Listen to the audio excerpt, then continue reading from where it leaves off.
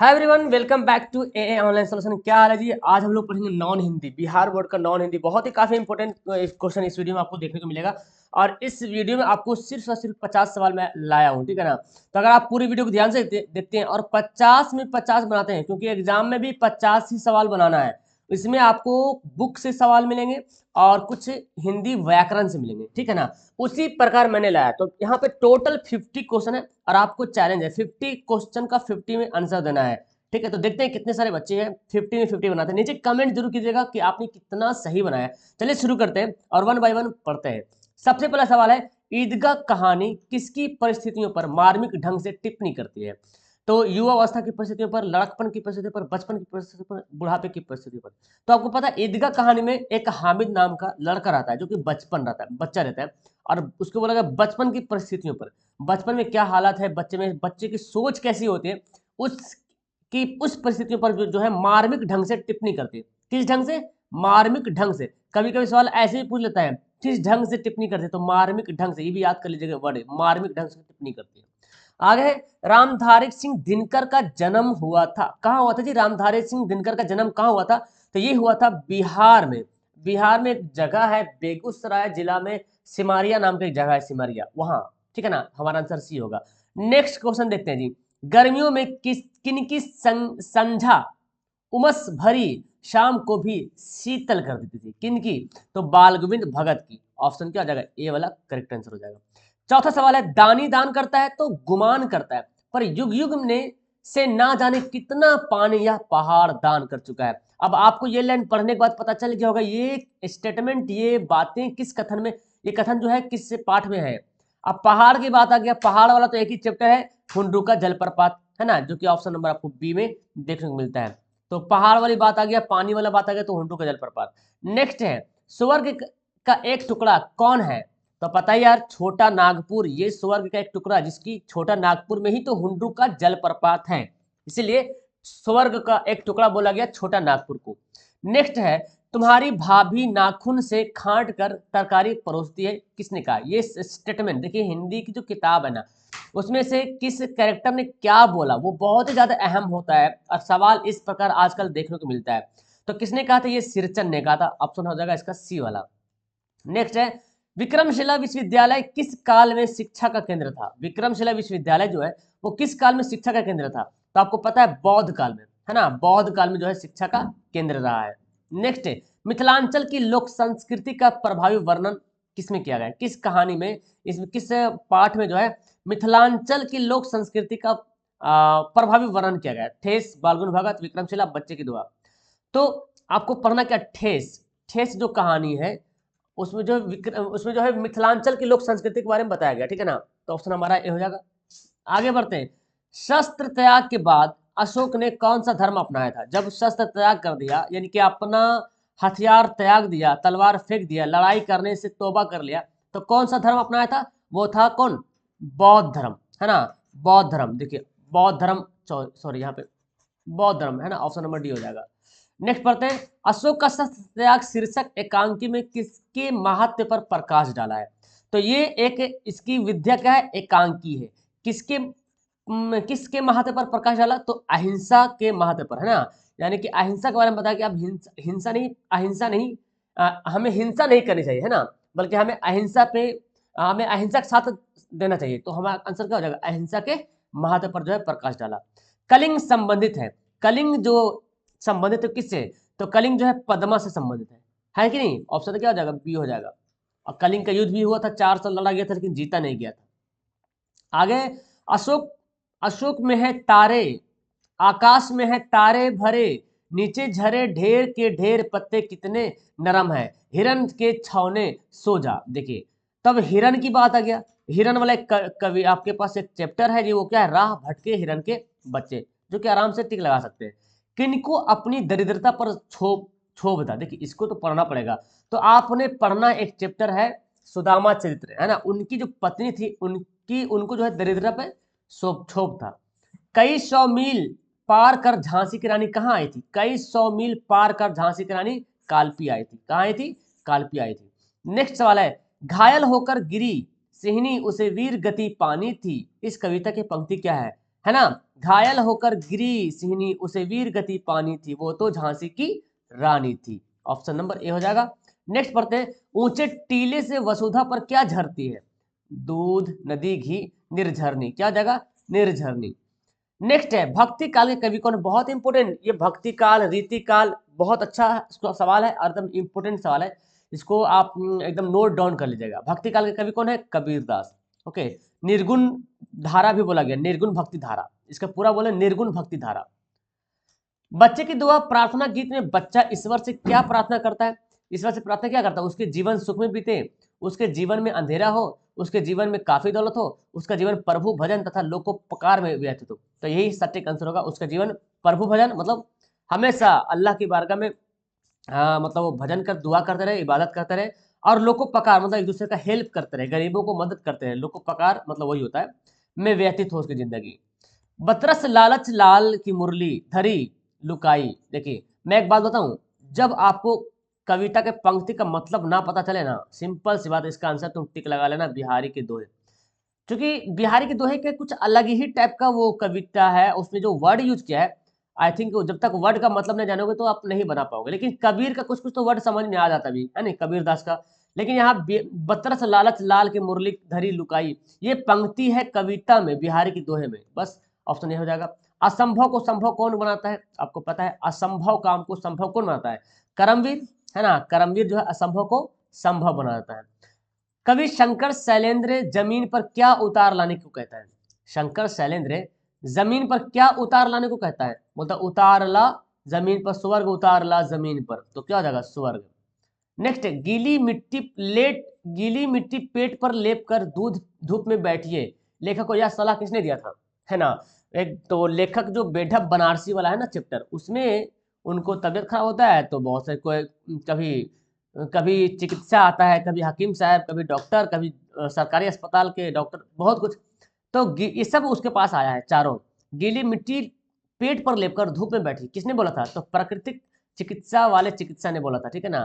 तो ऑप्शन हो जाएगा इसका बी वाला। सरकारी अस्पताल के डॉक्टर किस सवारी से आए थे? जो सरकारी अस्पताल के डॉक्टर थे वो आए थे किस पर? इक्के से आए थे। किस पे आए थे? इक्के से आए थे। ओके, चलिए आगे सवाल पढ़ते हैं। कर्पूरी ठाकुर को विपक्ष के नेता पद से कब हटाया गया? बहुत ज्यादा इंपोर्टेंट है। कर्पूरी ठाकुर को विपक्ष पद के नेता पद से कब हटाया गया? तो याद कीजिएगा, 12 अगस्त 1987 को। ओके, 12 अगस्त 1987 को। स्वतंत्रता प्राप्ति के बाद पहला आम चुनाव कब हुआ था? भारत जब स्वतंत्र हो गया था तो उसके बाद पहला आम चुनाव हुआ था 1952 में। कब हुआ? 1952 में। राज्य स्तरीय एथलेटिक्स प्रतियोगिता में प्रतिभागी बनकर जमालपुर कौन गई थी? बहुत अच्छा सवाल है जी। राज्य स्तरीय एथलेटिक्स प्रतियोगिता में प्रभावी बनकर जमालपुर कौन गई थी? सोनी। क्या हो जाएगा इसका आंसर? ऑप्शन नंबर बी हो जाएगा। नेक्स्ट है, खेमा की लंबाई क्या थी? खेमा पढ़ना है, खेमा कसारा जो होटल के मालिक था कसारा, तो खेमा कहानी का नाम ही है ना। चैप्टर का नाम ही खेमा है। तो खेमा की लंबाई क्या थी? 3.5 फुट, लगभग 3.5 फुट जो उसकी कद थी। आगे है, विवेकानंद सोसाइटी में के विद्वान सन्यासियों के साथ निम्न में से कौन जाया करते थे? विवेकानंद सोसाइटी के विद्वान सन्यासियों के साथ कौन जाया करते थे? तो निराला जी, है ना। क्या हो जाएगा आंसर? इसका होगा ऑप्शन नंबर सी। इच्छा पूर्ति करने वाले काल्पनिक पेड़ को क्या कहते हैं? इच्छा पूर्ति करने वाले काल्पनिक पेड़ को कल्पत्रु बोला गया। क्या? कल्पत्रु। हाँ, क्या बोला गया? कल्पत्रु, ऑप्शन नंबर सी। ठीक है, आगे बढ़ते हैं। विक्रमशिला विश्वविद्यालय के प्रथम आचार्य कुलपति तो कौन थे? बहुत अच्छा सवाल है जी। हरिभद्र। कौन थे? हरिभद्र जो है प्रथम आचार्य कुलपति थे।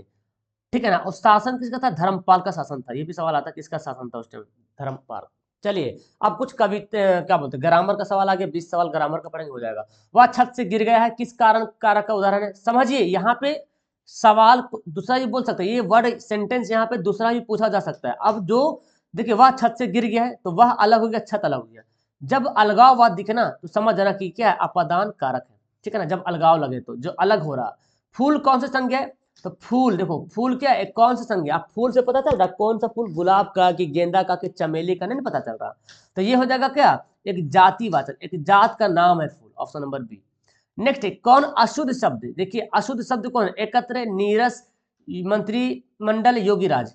तो यहाँ पे जो अशुद्ध लिखा हुआ है ऑप्शन नंबर सी, क्योंकि मंत्रिमंडल देखिए देखिए मंत्री तो ऐसे लिखाएगा, लेकिन मंत्रिमंडल जब लिखना होगा ना तो देखिए ऐसे लिखाएगा, यानी कि हर सही कार हो जाएगा। तो ऑप्शन नंबर हमारा सी हो जाएगा। तिरंगा कौन सा समास है? तिरंगा में देखिए तिरंगा में तीन पता चल रहा है ना, तिरंगा में तीन पता चल रहा है ना, तो कौन सा समास हो जाएगा यहाँ पे? यहाँ पे हो जाएगा क्या? अच्छा इनमें से कोई नहीं, दिग्गु समास होता है, दिग्गु समास, दिग्गु समास। द्वंद्व समास तो होता है, एक दूसरे का उल्टा होता है, जिसमें संख्या पता चले ना उसको बोलते हैं दिग्गु समास। ऑप्शन क्या हो जाएगा? डी हो जाएगा। चलिए नेक्स्ट पढ़ते हैं। नेता शब्द का स्त्रीलिंग क्या होता है जी? नेता शब्द का स्त्रीलिंग होता है नेत्री। क्या होता है? नेत्री होता है। आगे पवन का सही संधि विच्छेद क्या होगा? पवन का पो जोड़ अन, क्या हो जाएगा?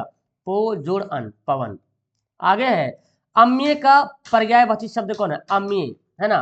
अम्य का मतलब क्या होता है? अम्य का मतलब होता है इसको क्या बोलते हैं? पीयूष, पीयूष। अम्य का मतलब क्या होता है? पीयूष। मतलब ही तो पर्यायवाची शब्द बोलता है। तो यहाँ पे सुधा भी है, सुधा भी वही होता है। अमृत भी इसको बोलते हैं ना, अमृत, अम्ये, पीयूष, अमृत, सुधा एक ही बात है। शाह का उच्चारण स्थान क्या है? शाह, शाह, शाह, हा, शाह, सा, शाह। ये चार वर्ड ऐसा है जो कि उष्म व्यंजन है, जब इसको बोलते तो मुंह से हिट निकलता है ना। ऑप्शन हमारा ये हो जाएगा। नेक्स्ट सवाल है का वर्ग।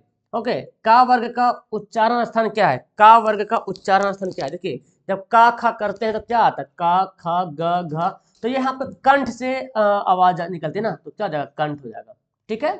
आगे यहाँ पे उसने कहा कि मैं घर जाऊंगा, उसने कहा कि मैं घर जाऊंगा, तो ये देखिए जब की लग जाए, उसने कहा एक अलग सेंटेंस है, मैं घर जाऊंगा, इसको जोड़ा कौन? की। जब की करके जोड़ा ना तो समझिए क्या है, ये एक जो है संयुक्त, संयुक्त नहीं, मिश्र वाक्य। क्या बोलेंगे? मिश्र वाक्य बोलेंगे। और संयुक्त वाक्य क्या होगा? जब और लिखा रहेगा, और, लेकिन, है ना, ऐसे लिखा रहेगा तो संयुक्त वाक्य यहाँ पे बोल सकते हैं, जब ऐसा रहेगा तब। और सरल वाक्य में सिंपल सा रहेगा। चलिए आगे सवाल है जगन्नाथ का संधि विच्छेद कीजिए। जगत जोड़नाथ क्या होगा? जगत जोड़नाथ। देखिए ये जो है क्या बोलते हैं, अरे ये व्यंजन संधि पढ़े ना, व्यंजन संधि में ही देखने को मिलता है क्या? व्यंजन संधि। तो हमारा आंसर क्या हो जाएगा? व्यंजन संधि हो जाएगा। नेक्स्ट पढ़ते हैं, यहाँ पे सवाल आगे है। आगे सवाल क्या बोलता है? बोलता क्या कि कौन सा सर्वनाम है? इनमें सर्वनाम कौन है? तो मैं क्या है? एक सर्वनाम है। सर्वनाम किसको कहते हैं? जो संज्ञा के बदले इस्तेमाल होता है। तो मैं, तुम, वह क्या हो जाएगा? सर्वनाम हो जाएगा। कमर कसना का मतलब क्या होता है? कमर कसना मुहावरा, कमर कसना मतलब तैयार होना। मैंने कमर कस लिया है कि अब मुझे एग्जाम में 90% लाना है, मैंने कमर कस लिया है, तैयार होना। परिणामवाचक विशेषण कौन है? परिणाम मतलब जिससे क्वांटिटी पता चले, नया, ये तो गुण पता चल रहा। पांच, ये क्या है? पांच जो है ना, ये संख्यावाचक है ना, संख्यावाचक है। सुंदर, ये भी गुण है। थोड़ा सा, थोड़ा सा, कुछ हो जाएगा, थोड़ा सा हो जाएगा, क्या हो जाएगा? परिणामवाचक हो जाएगा। नेक्स्ट यहाँ पे परिश्रम में कौन सा उपसर्ग है? परिश्रम, देखिए परिश्रम में परि जुड़ा हुआ है, अशरम आगे है, तो क्या आंसर हो जाएगा? ऑप्शन नंबर ए हो जाएगा। आगे बढ़ते, के लिए कारक का चिन्ह है, के लिए, है ना, कर्ता ने कर्म को करण से, है ना, अपदान संप्रदान के लिए, अधिकरण, अपदान तो संप्रदान के लिए, क्या हो जाएगा? संप्रदान के लिए। अपदान में तो अलग अलग रहता है, शेर आता है, करण में भी शेर आता है, कारण। अधिकरण में पर इस तरह से रहता है, ठीक है ना। मैं परीक्षा में प्रथम आऊंगा, कौन सा काल है? तो सिंपल भाई, प्रथम आऊंगा ये फ्यूचर के बारे में बोल रहा, आऊंगा तो क्या हो जाएगा? ये हो जाएगा भविष्य काल। क्या हो जाएगा? भविष्य काल। अब बोला मैं परीक्षा में प्रथम आया, अगर बोलेगा आया तो भूत हो गया। प्रथम, अगर वर्तमान का होगा, मैं पढ़ रहा हूँ, वर्तमान काल हो जाएगा। मैं परीक्षा दे रहा हूँ, वर्तमान काल हो जाएगा। लिखावट में कौन सा प्रत्यय है? लिखावट में कौन सा प्रत्यय? देखिए तो देखिए आप, प्रत्यय जो होता है जो बाद में लगता है, उपसर्ग प्रत्यय, उपसर्ग शुरू में लगता है और प्रत्यय वर्ड जो बाद में लगता है। आवट, लिख में आवट जुड़ जाएगा, क्या हो जाएगा? लिखावट। ओके। अकल पर पत्थर पड़ना, बहुत फेमस मुहावरा है जी, कि बुद्धि भ्रष्ट हो जाना। बोलते हैं तुम्हारी बुद्धि भ्रष्ट हो गई, तुम्हारी अकल पर पत्थर पड़ गई, इस तरह से बोलते हैं। ठीक है जी। चलिए आगे देखिए सवाल। ओके, सवाल देखा आगे क्या बोलता है। वानर का, वानर का तद्भव क्या होगा? तत्सम तद्भव पढ़े हैं, तो वानर जो है एक तत्सम शब्द है, तत्सम, है ना, तत्सम। तत्सम शब्द मतलब जो संस्कृत वाला जो शब्द होता है ना, जो संस्कृत वाला जो शब्द होता है उसको बोलता है तत्सम। और इसी को हम लोग अपना लैंग्वेज में तोड़ मरोड़ के बोलते हैं, वानर को क्या बोलते हैं? बंदर बोलते हैं। ठीक है ना। आई थिंक आपको ये वीडियो बहुत ज़्यादा पसंद आई होगी। अगर आप लोग यूज करते ये सब तो लाइक फॉलो कर लेना। ओके, और लाइक करना जरूर, वीडियो को शेयर करना और सब्सक्राइब करके घंटा का बटन जरूर दबाइएगा। और मुझे कमेंट करके बताइएगा कि आपको 50 में कितना सही बना, 50 में आपने कितना सही बनाया। एक होमवर्क मैं आपको देता हूँ, वो होमवर्क भी कमेंट करेंगे। ये होमवर्क आपके लिए है कि कर्पूरी ठाकुर है ना, कब जो है कब मुख्यमंत्री बने? 2 बार बने थे, है ना, बताओ कब मुख्यमंत्री बने, दोनों को बताना है। कर्पूरी ठाकुर कब मुख्यमंत्री बने, ये सवाल आपके लिए होमवर्क है। होमवर्क के नीचे कमेंट करेंगे और ये भी कमेंट करेंगे कि 50 में आपने कितना सही बनाया, और वीडियो कैसे लगी ये सब मुझे कमेंट करके बताएं, ताकि मैं आपके लिए फिर नेक्स्ट टाइम अच्छी वाली वीडियो लाऊं। ओके, उम्मीद करता हूं कि आप लोग बहुत ही बेस्ट इसको दिए होंगे। That's all, thank you everyone.